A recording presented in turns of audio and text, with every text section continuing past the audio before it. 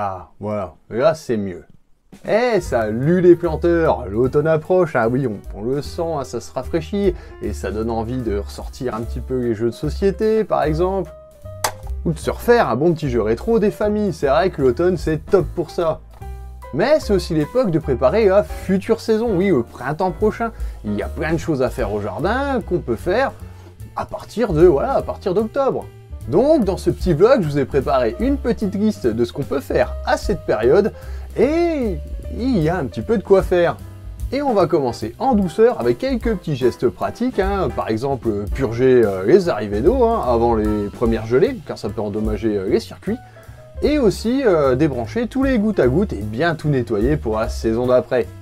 Vous pouvez aussi, si possible, retirer la bâche des serres. Ça augmentera leur durabilité dans le temps si vous ne cultivez rien dessous à cette période. Et commencez aussi aux petits copains de dehors, les hérissons, les oiseaux, en leur mettant un petit peu à manger en fonction de la température. Ensuite, posez-vous, faites un petit tour de votre jardin et voyez un peu ce qui vous manque, ce que vous pouvez améliorer, ce que vous pouvez tailler, nettoyer, etc. Car ça va être le moment pour ça. J'ai fait quelques petites catégories et on va commencer tout de suite avec ce qu'on peut planter à l'heure actuelle, les bulbes. Donc ça va être une partie assez courte parce que c'est assez simple à faire. Mais d'octobre à, on va dire, fin novembre, on peut aller jusqu'à fin novembre, c'est le moment pour planter toutes les plantes bulbeuses d'ornement, style narcisse, fritillaire, tulipe, crocus, enfin j'en passe quoi, mais il y en a beaucoup, les muscaries aussi par exemple. Donc c'est assez simple à mettre en place, il suffit de les installer dans une terre, dans un terrain un petit peu bien drainé, et de les enterrer de 2 fois la hauteur de leur bulbe, c'est tout. Et après on laisse faire, et au printemps ça sort tout seul, c'est facile, ça demande très peu d'entretien, et ça assure une floraison assez cool. On passe ensuite au gazon.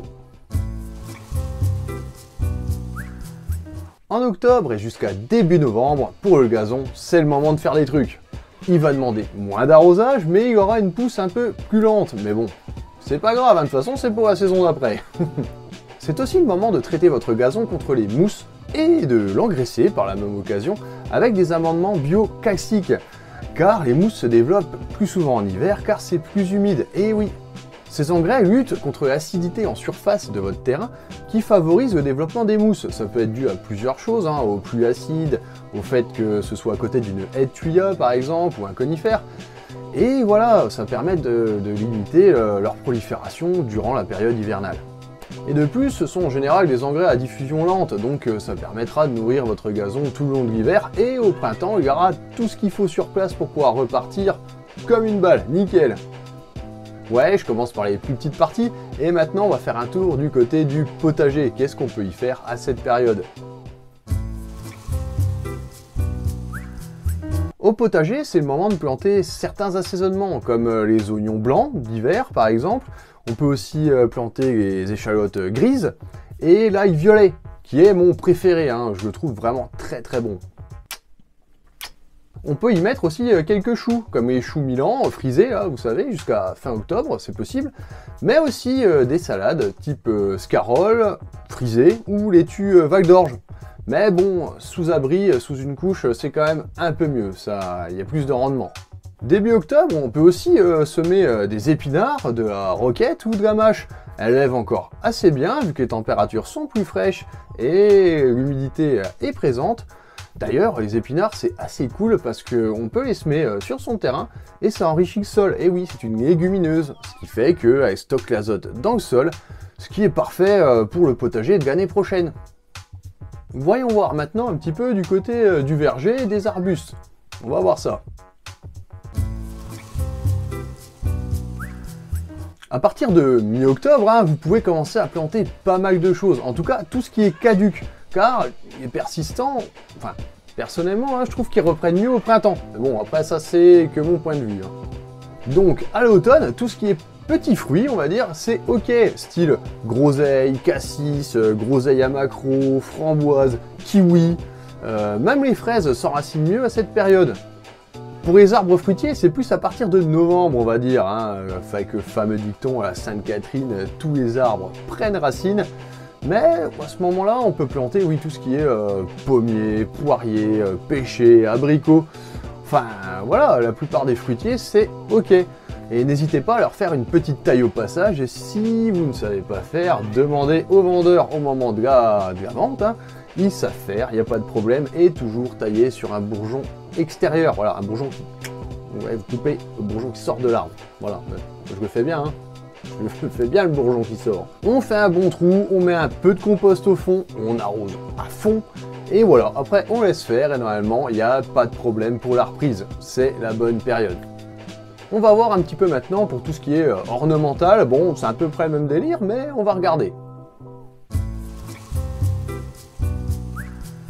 Exactement comme au verger, planter en priorité ce qui est caduc, hein, bien sûr. Mais il y a possibilité quand même de planter des haies, entre autres les haies de Troène ou les haies de Prunus. Ça le fait quand même à cette période. Sinon, les rosiers et autres arbustes d'ornement, c'est tout à fait possible également, du moment que ce ne soit pas des essences trop exotiques. Ouais, moi je préfère les mettre au printemps, elles ont plus que temps de s'enraciner avant un hiver qui, pour les essences exotiques et dans les régions un peu froides, est souvent difficile, surtout la première année. Et comme d'hab, arroser un bon coup et hop, ça va le faire. Si vous avez des parcelles de bois, il en va de même pour les plants forestiers. Hein. C'est aussi le moment, hein. Tout ce qui est chêne, hêtre, orme, etc. C'est le moment de les mettre aussi, hein. Il n'y a pas de problème. Même tout ce qui est plants truffiers, hein. Il me semble qu'on peut les mettre à ce moment-là. Et ils ont tout le temps de s'enraciner en hiver. Hein. C'est vrai que ça limite beaucoup les arrosages pour la saison suivante. On va parler aussi un petit peu des petites plantes à fleurs qu'on peut mettre sur son balcon. Donc bien évidemment, il y a l'indétrônable pensée qu'on peut mettre à cette saison. Elle va durer tout l'hiver et elle va fleurir tout l'hiver, même sous la neige, pas de souci. On peut les planter à partir de maintenant. Il en va de même pour les bruyères. Oui, les bruyères, les calluna, les éricas. Bien que certaines éricas sont plus sensibles au froid, hein, mais bon, ça pareil, il faut demander à la vente. On peut aussi mettre les petits Gaultheria par exemple, ou les Pernetia, qui font des jolies petites baies colorées tout l'hiver. On peut aussi mettre les élébores, hein, les fameuses roses de Noël, hein, qui, pareil, hein, qui fleurissent très bien durant toute cette saison hivernale. Et voilà, ouais, ce sont des valeurs sûres, hein, mais bon, au moins vous savez qu'avec ces plantes-là, ce sera fleuri, où il y aura quand même de la couleur tout l'hiver. C'est aussi le moment de pailler vos arbres, arbustes vivaces, car à cette période, elles ne souffriront pas de la fin d'azote. Oui, c'est vrai que c'est quelque chose, c'est un phénomène qui se passe au printemps, et à cette période, c'est bon. Après, plus qu'à choisir le type de paillage en question, hein, c'est-à-dire que pour les plants de terre de bruyère, on va plus opter pour un paillage d'écorce de pin, qui va renforcer et maintenir l'acidité du sol, mais pour toutes les autres, vous pouvez prendre un paillage de miscanthus, qui est très bien, ou un paillage de chanvre, qui sont assez neutres et qui enrichissent le sol et qui protègent bien du froid. Hein. Mais par contre, il faut quand même en mettre une couche d'au moins 5 cm pour qu'il soit vraiment efficace. Vous pouvez aussi épandre sur vos terrains qui ne sont pas cultivés pour le moment du fumier ou du compost, car il aura le temps de travailler tout l'hiver avec la pluie, la neige, tout ça. Ça va l'adoucir, ça va le mélanger doucement à votre sol, et quand vous retournerez votre terrain au printemps, tout sera prêt, vous pourrez planter directement. Mais c'est aussi le moment de faire un petit peu un check-up du jardin et vérifier s'il n'y a pas de parasites, car quand les feuilles tombent, c'est plus facile de voir si les plantes ont été attaquées, surtout au niveau des bois, comme par exemple les hortensias, hein, qui sont souvent attaquées par des cochenilles. Ouais, ça c'est très récurrent et c'est très dur à traiter, mais en hiver, elles sont plus faciles car elles ne sont pas cachées sous les feuilles, elles restent sur les bois. Et voilà, c'est le moment pour traiter ces plantes-là. On les retrouve aussi parfois sur les acacias et on utilise un traitement à base d'huile qui est bio et qui fonctionne bien, mais plus efficace à cette période, oui c'est vrai. C'est aussi le moment de préparer vos plantes tranquillement pour les premiers froids. Par exemple, rentrer vos lauriers roses, vos oliviers, vos agrumes, voilà, toutes les plantes qui sont vraiment sensibles.